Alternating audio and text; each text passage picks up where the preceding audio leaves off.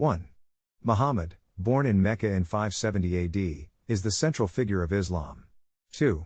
He received his first revelation from the angel Gabriel at the age of 40 while meditating in a cave. 3. Muhammad's teachings were compiled into the Quran, the holy book of Islam. 4. He emphasized monotheism and the worship of one God, Allah. 5. Muhammad led a peaceful movement in Mecca before facing opposition from the Quraysh tribe. 6. He migrated to Medina in 622 AD, known as the Hijrah, marking the beginning of the Islamic calendar. 7. In Medina, Muhammad established a new community based on Islamic principles. 8. He served as both a religious and political leader in Medina, uniting various tribes. 9.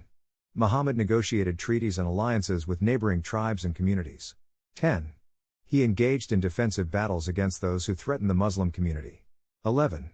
Muhammad's teachings emphasized social justice, compassion, and charity.